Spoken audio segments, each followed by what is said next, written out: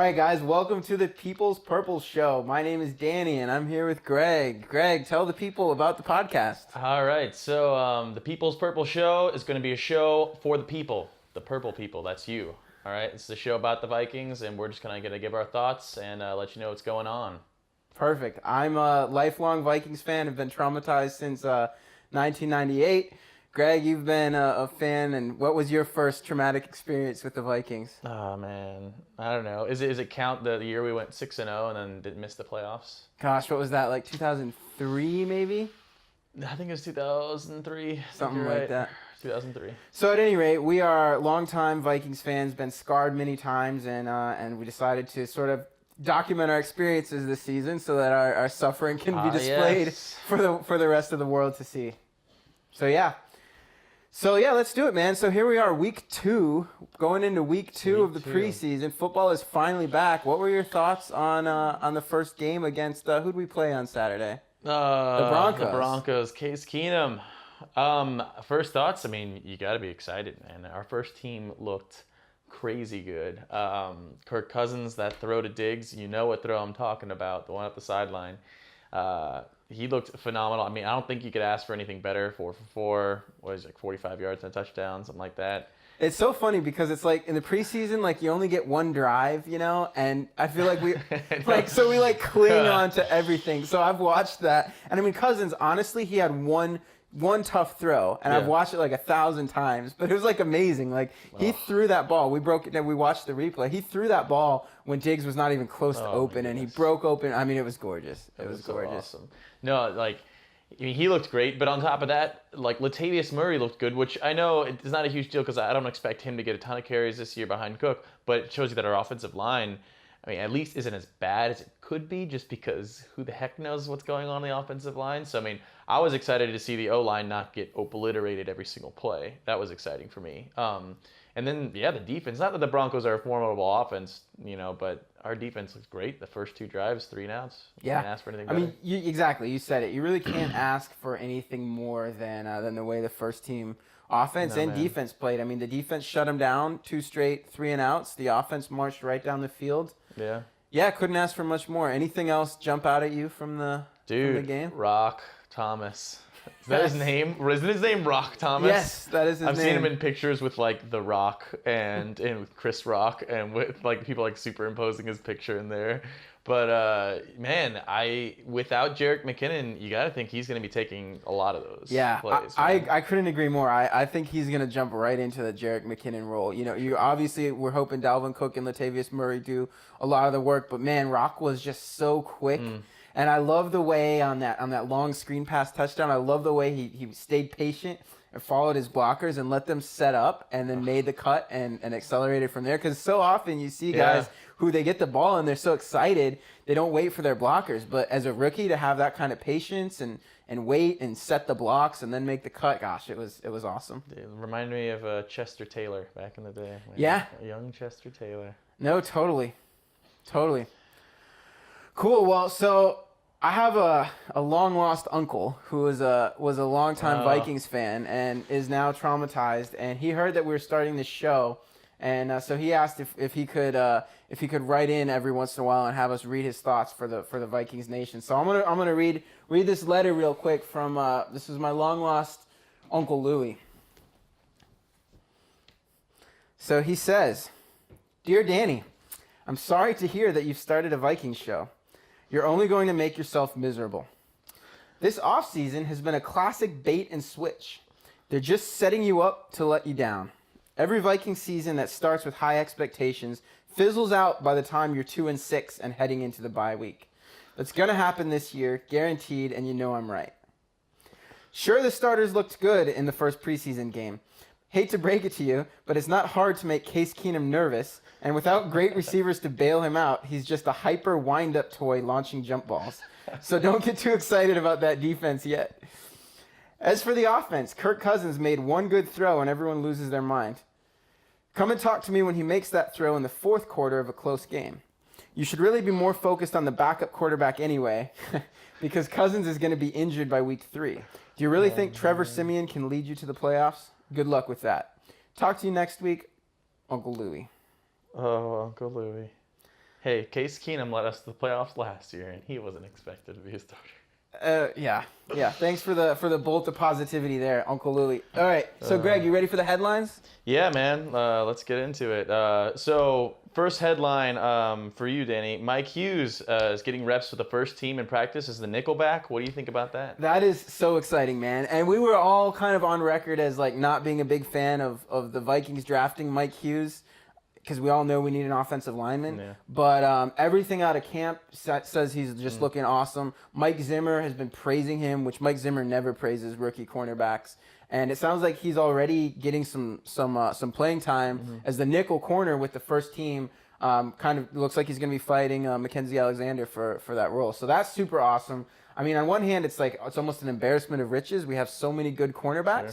But in the NFC North, where you're up against Aaron Rodgers, Matthew Stafford, not to mention Drew Brees and Matt Ryan, and it's just you can never have too many good cornerbacks plus injuries, right? So if we had to take a cornerback, I'm glad we took him, and I'm glad he's killing it. All right, headline number 2. Kirk Cousins sounds like he's struggling a little bit against the Jaguars defense in this kind of joint training camp thing that we've been running. What are your thoughts on Kirk Cousins struggling?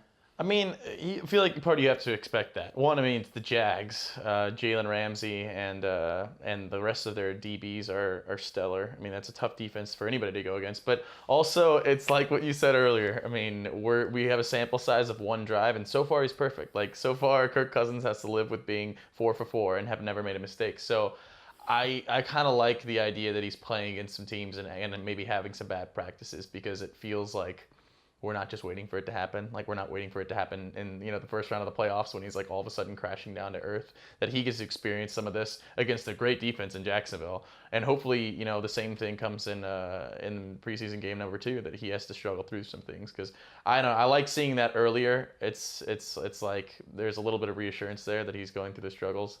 It doesn't surprise me. It doesn't make me scared at all. All right, next headline. What do you think about Teddy Bridgewater and Cordero Patterson lighting up their preseason games? Man, that really, it's both painful and awesome. I mean, you and I were watching the games last night, and Teddy looked awesome last night, and he looked awesome in week 1 as well. And then Cordero Patterson had that really nice screen pass where he just made a juke move, broke the cornerback's ankles, and scored a touchdown. And it's like, man, I love both of those two guys so much when they were Vikings. And you can't help but just wish the best for them. Cordero is awesome, but Teddy Bridgewater especially, I think most Vikings fans can identify with that. He was Teddy, and you just had to love him. I don't think I've ever seen a more likable football player than Teddy Bridgewater. And so it's a little bit painful because it's like, man, like what could have been if we had, Teddy still, but at the same time, I'm so pumped for him, and I really, really hope that it doesn't sound like he has really a fair chance to win that Jets starting job, but I sincerely hope that if he doesn't get that job, I hope he gets traded because he is a good NFL quarterback, and I think he's proven it the first 2 preseason games. So, all right, so final headline today, Greg, what do you make of the kind of continued concern about the health of the Vikings offensive line? Well, I mean, I like that Elflein has been seen in pads. There's been a couple pictures of him around in pads in practice. I don't know how much he's doing. I don't know if he's in full contact yet or not. But you got to assume he's getting snaps in with Cousins, which is honestly that's the biggest thing. The fact that our O-line is in shambles, I don't know. Like what is there to think about an O-line? Like 2 years ago, we were the worst in the NFL. Not a whole lot changed. We just kind of rearranged some guys, and all of a sudden we were better, like a lot better. So now it's like O-line is such a toss-up. I mean, look at Oakland last year, where they had the best offensive line in the NFL, and after week 3, they just decided to be one of the worst, and nothing changed. They were just terrible. So I mean, O-line is to me a huge question mark. I don't act like I know the intricacies of how O-line should work, but I mean, it's concerning just to see how many people we injure on a daily basis. It seems like what are we doing to our players that they're always injured? But I don't know. I'm optimistic, and maybe week 1 got me a little more optimistic that Cousins looked like he was decently well protected, and our run game looks good, which I wasn't expecting. I was expecting to have 3 or 4 runs. They were all just crushed. But even the downfield blocking later in the game for Rock Thomas and screenplays, I don't even know who those linemen are, but at this point, it's a free for all. I mean, any lineman could make our starting squad. So I'm optimistic about it. I'm not too worried. Yeah. Yeah, awesome. And the Broncos have a great a great front seven too. So that's great. Yeah, awesome. All right, so that was headlines. So we've got a few minutes left here, Greg. Let's talk about what we're expecting. So Saturday at 1 o'clock, and I think it's live on NFL Network for the second week in a row, which is awesome. We have our preseason game taking on the Jaguars. So what are you looking for, man? Oh man, I'm definitely looking for the offense to have to figure out a better defense. And I mean, it's funny, like the Broncos weren't a bad defense at all. Like the Broncos a couple years ago were like the most elite defense in the league. But, you know, we were able to, with relative ease, kind of move right through them. I don't think Jacksonville's going to be like that. They just have too many guys, and they're young. I think they're still in the phase of being excited for preseason games. It's not like they're a bunch of veterans, not Von Miller sitting on the sideline. It's Jalen Ramsey who's going to look for any opportunity he can to start, you know, jawing at people or say he's the best in the league. You know, Calais Campbell, another good young player. Yeah.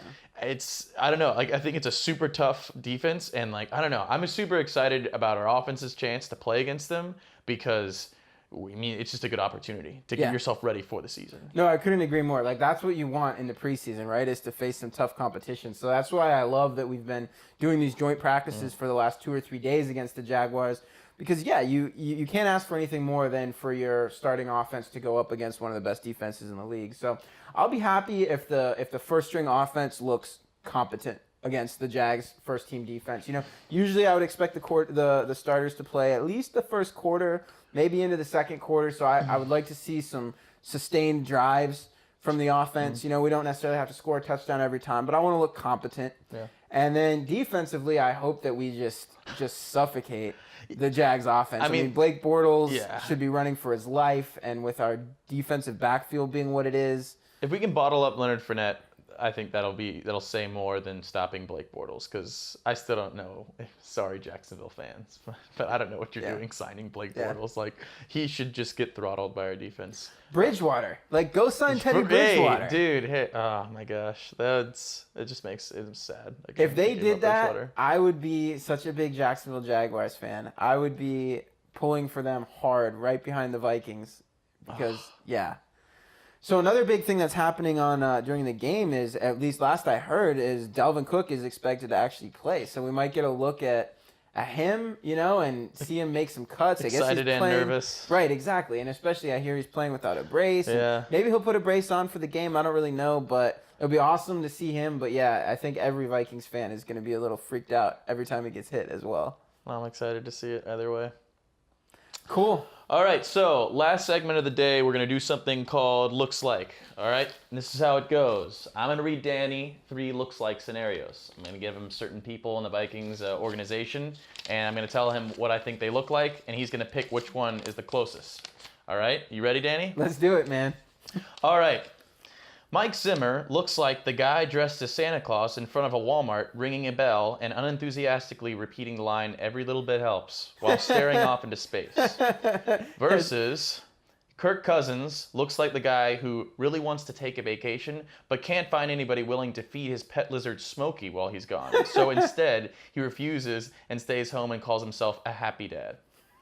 Kai Forbath looks like the groundskeeper at a putt-putt golf course who, while fishing golf balls out of the pond, shakes his head at you while you walk by exclaiming, "You think people will get better over time." Oh, man, those are good.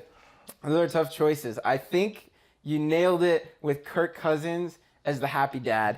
I mean, that's perfect. That's perfect. I just picture Kirk Cousins at like Disney World or something with his kids, and they're all like exhausted from the sun, and they're just like whining, and they want to go home, and he's like, "No, come on, guys, let's go get in line for, you know, Magic Kingdom." So there's so many with him. He's gonna get destroyed in this one for the rest of the year. I'm sorry, Kirk Cousins, but you look like a lot of things. Yeah, well, you just got $84 million guaranteed, so I think you can handle a few jabs thrown at you from the People's Purple show. So.